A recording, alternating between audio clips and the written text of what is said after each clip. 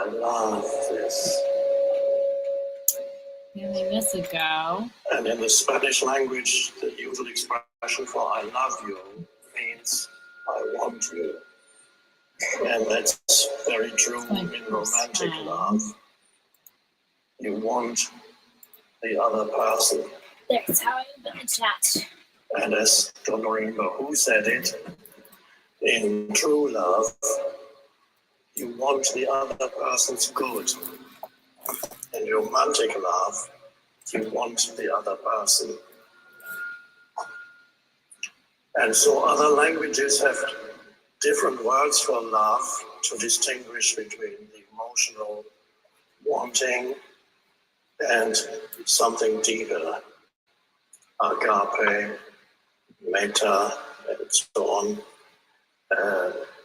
The Dalai Lama says, my religion is kindness. He uses that word, kindness. So these words point to something within you, an essence from where you perceive and interact with the outside world in a very different way from the usual mentalized, conceptualized perception of reality around you, including other human beings. The usual way to relate for people who have not awakened to that deeper level that I often call essence, or your essence identity, the usual way is to relate to other human beings through mental concepts or judgments. They become the veil that comes in between you and your perception of reality. And awakening is to become free of the compulsion to judge continuously, to interpret continuously, to label and name continuously what's around you and whoever you are with. And when that compulsion to label everything mentally, the conceptualized reality, when that subsides, and that subsides when presence arises, then you sense something in whatever you perceive that is a kind of recognition, whether it's a human being or whether it's any other being, natural, a tree or an animal. You recognize something in the other that before, when you were naming and labeling, you couldn't. When you were naming and labeling, the other was always the other. And nature also was conceptualized. Especially human beings become conceptualized in that the other.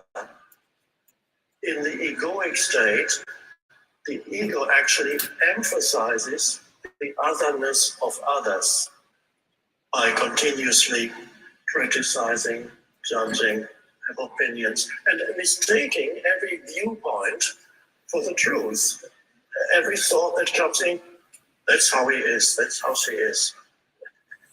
And so there can be no love there, although that egoic entity sometimes talks about love, or it says, you need to love your neighbor as yourself, it says. I'm trying very hard. And that phrase, of course, comes from Jesus, who said, love your neighbor as yourself, which really means recognize your neighbor, the other, as yourself. And that recognition that sensing when you look at another human being in the spaciousness of just this.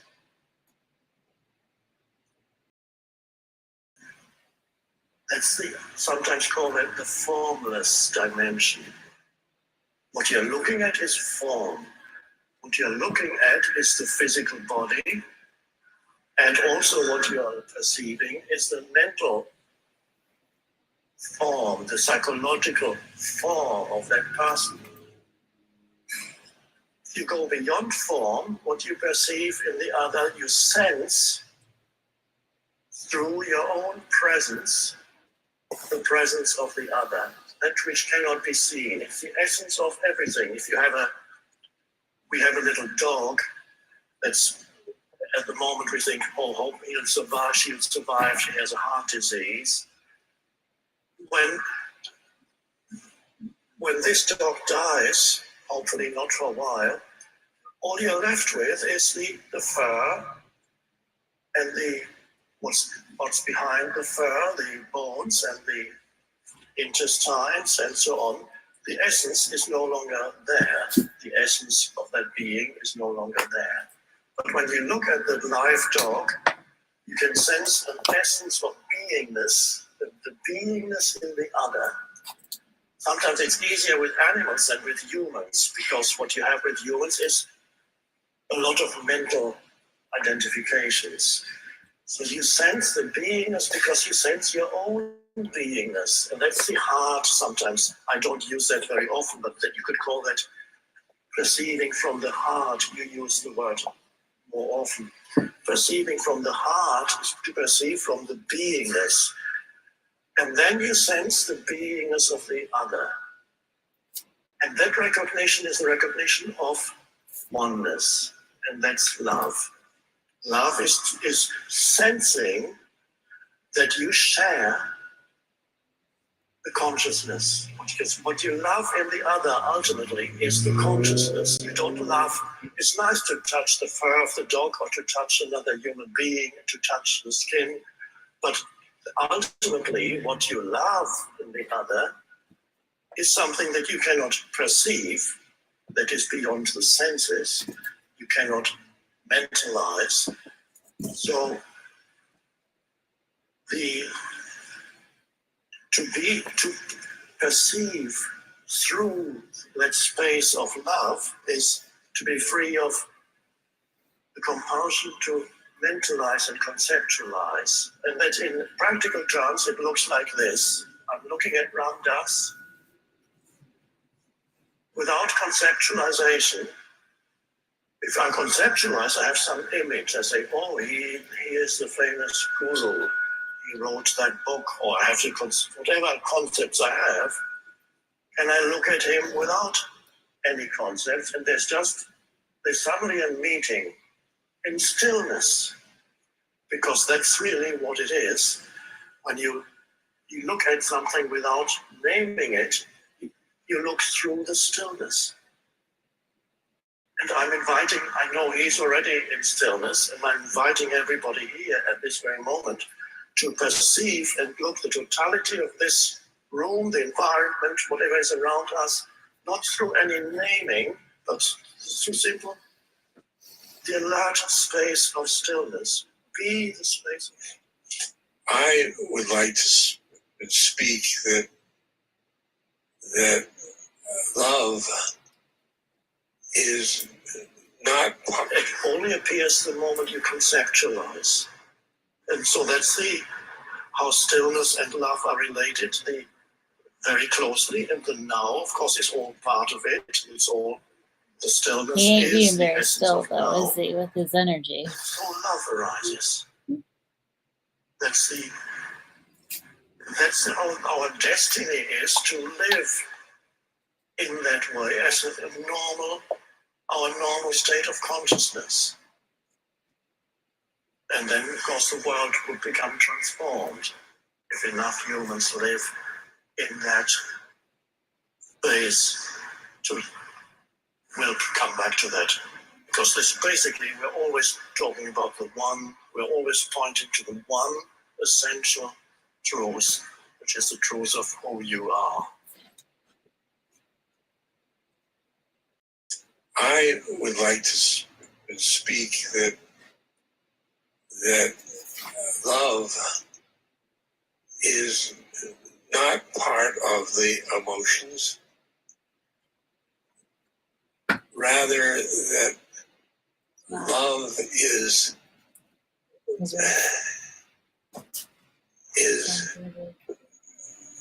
soul talk.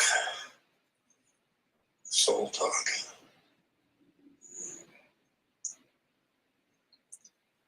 Because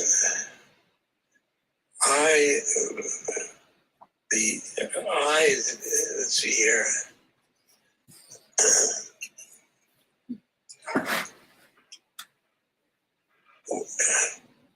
We are each souls, and then we are one. These are two different levels of consciousness.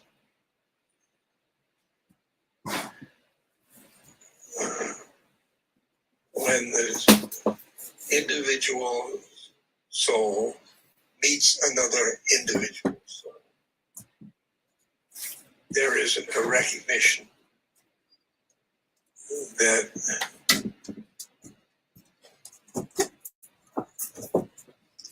it is a soul.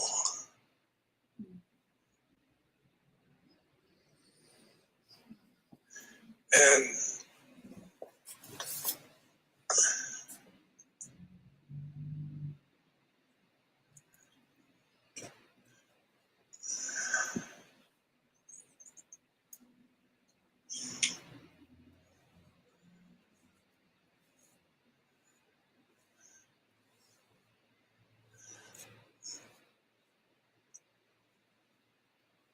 the ego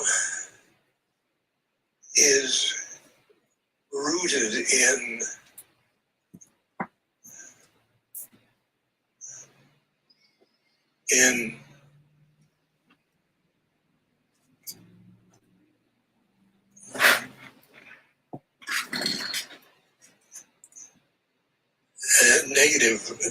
negatives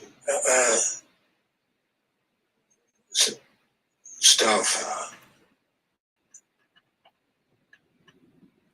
and the soul is rooted in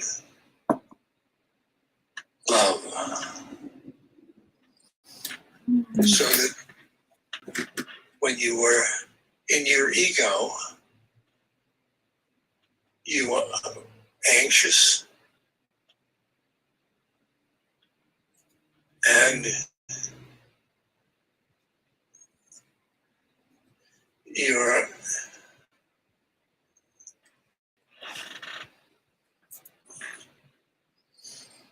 separate from everybody else.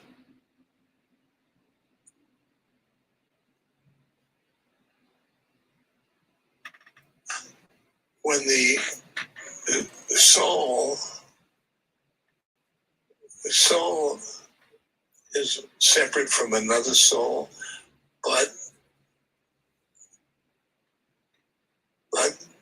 they have a recognition of the shared consciousness.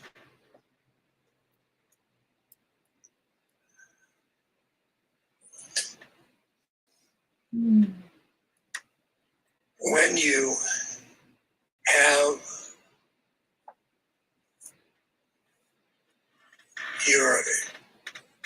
when you are perceiving from your soul, other people look like souls. Like, for example, if you go into a store, Yes, ma'am.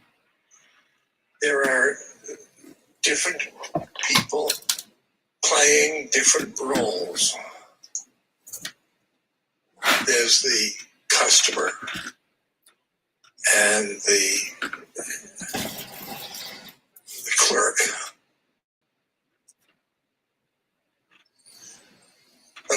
into that store and I see these are souls, and they're playing these roles only on this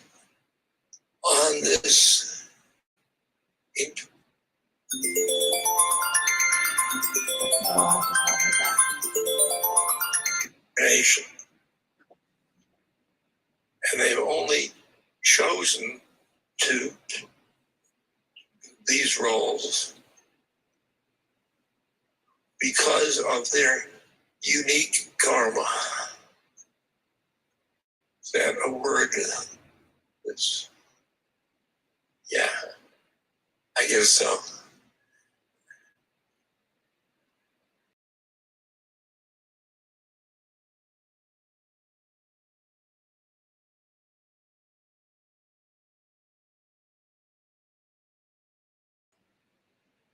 Question about this, which is, not only do you use the word love sparingly in your teachings, but you don't use the word soul very much either.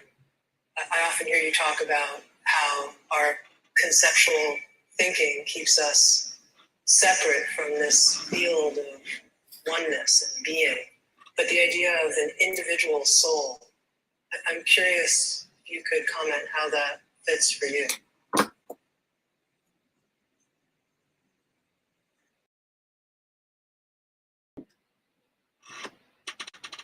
This sounds truly is awesome. I never decided not to use the word soul, it just didn't come up. I never decided not to use the word soul, it just didn't come up. In the same way, I don't use God very often. Soul to me means, as Ramdas just said, you walk into a store or anywhere in any place, you see all these different human beings, different forms. And it's lovely to see the multiplicity of life forms around you without needing to believe that the essential reality of every human being you see or come into contact with is the form that you see or the role that they play. That's only a temporary thing, but you can still enjoy the multiplicity of life forms and even enjoy just you see the roles that people play. You can only enjoy it really if there is a recognition of something deeper in the other. And if you have that recognition of something deeper in the other, and you can only do it through recognizing who you are beyond your role and beyond your form, which is consciousness, the light of consciousness, the formless. Consciousness has taken on a temporary form. And so the universe produces billions, trillions, infinite life forms, even on this planet alone, even in the human form alone. Every human being different in some way. It's amazing. But if you only see the differences, then you're trapped on that level. You need to be able to sense your essential reality of consciousness, to be able to enjoy the play of forms. Because otherwise, the play of forms not only keeps you trapped, you pursue some kind of, you're seeking some kind of thing through forms, fulfillment through other forms, other humans. You want to see ego again, other humans wanting to fulfill you. And now for my next song.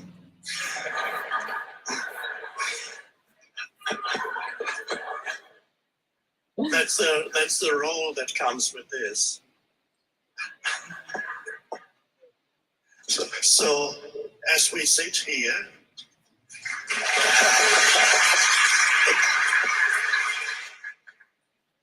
these are just temporary forms. This form will be gone soon, this form will be gone soon, and sooner or later, all these forms will have dissolved like soap bubbles, and all that remains is the one that expressed itself through the many. And if you know yourself as the one, which happens when the mind, the stream of thinking stops, and there's just an aware presence, a spacious, aware, formless presence. That's who you are beyond the form. And from there, you can enjoy the play of forms. If you're not there, the play of forms is threatening, or you seek continuously to fulfill yourself through grasping at forms. The play of forms is never satisfying unless you've touched within yourself the root of all satisfaction, which is beingness itself, consciousness itself. The Buddha already taught us that the unsatisfactory nature of things, he says, wherever you go, you will find dukkha, suffering. No matter what situation you go into, there's always a crack in everything.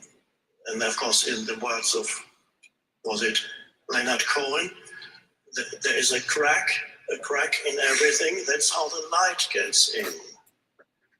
So our meeting here, the things going wrong are actually beautiful, because that's how there's, for example, not being able to talk for a while, an opportunity for stillness. So it's welcoming whatever arises, and then being touched with that which doesn't change. Consciousness itself, to feel, to sense at this very moment, to sense that still alert presence in you. So is that an individual presence, or is it an impersonal presence? I think you can't really distinguish between that. The sense of I, that is the formless consciousness, is at the basis of everybody's sense of identity, except that it gets mixed up with stories in the mind. But if you really go very deep, where does this sense of I really come from? Not the I, my story, or the I want and I need and I must have and so on, but the deeper sense of I-ness, the I am. I am the way, said Jesus. I think they left out one word. I am is the way. So sense, and then the distinction between personal and impersonal doesn't really arise anymore. It is the essence of anybody's sense of identity beyond form is consciousness, and that's the universal soul expressing itself as an individual. Now, is that the answer?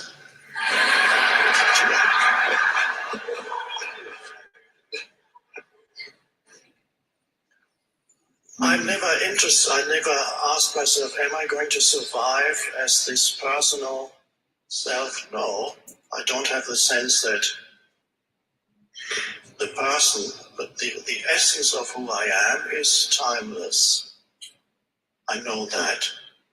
I don't really need to know the details of what the essence of who I am. What's the essence of who I am that time is going to do in the future? I mean, it seems to me that you blend in the individual soul and the collective oneness that for you that pushes in quite naturally. Yes. You don't find the need to make that distinction. No, these are because they're a lot of it is just words. Buddhism, Hinduism, you have in Hinduism, Atman is the God within, is the Atman. The Buddhists say, no, there is no Atman, it's just emptiness. They're talking about the same thing because the Atman is formless. So emptiness is in some ways more helpful because you can't believe in it. The moment you say there is an Atman, you start believing in something, you have another mental concept. So the Buddha was very good at making it very hard for people to believe in what he said. Very hard, because you can't say, we believe in emptiness. Well, maybe they do it in the Buddhist monasteries, but it wasn't meant to be said like that. It wasn't meant to be realized. And the moment you realize this, of course, it's Atman and emptiness is the same.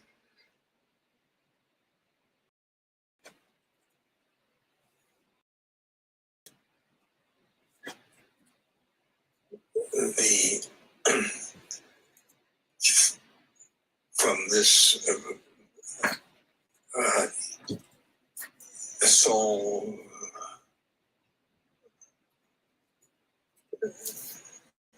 from individual souls,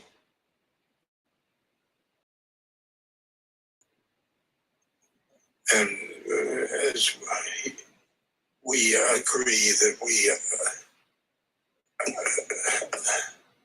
we see in each other the Atman,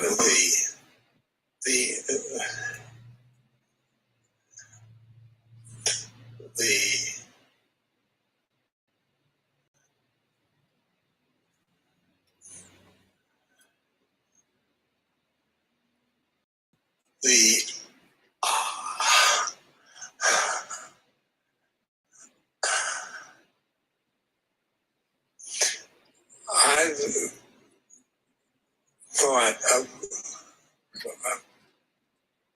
thought, well, it's not a thought.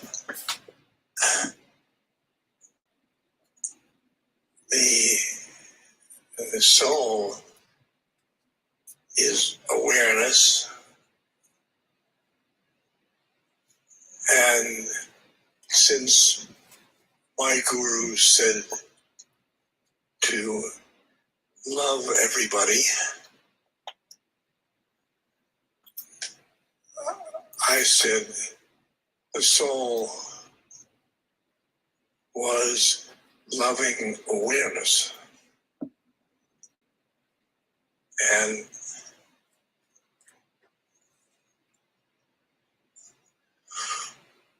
when he said to me, love everybody,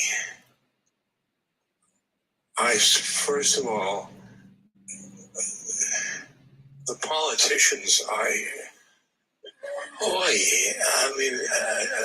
love them. I mean, certain ones I could bear, but I can't. I said, Maharaji, I can't do it. I can't do it. I can't love everybody. And that was my ego. Because ego, judging.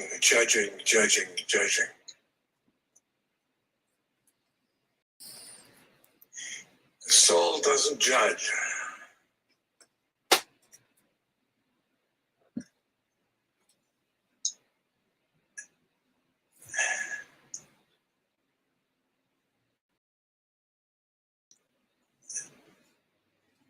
Now I live in the soul, and I can love the walls and the ceiling and all of you and me and the wheelchair and Eckhart and everybody. You too.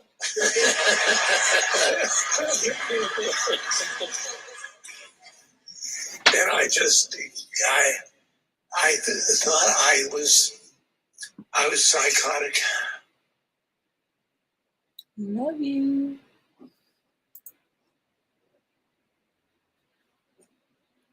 Oh my, I've never done this before. Hello, stream. The next stream. Put this down. Ah, that was fun. I had to go get my kid from school and figure out how to end the live stream. We're live. I do this once a week. Painting and streaming.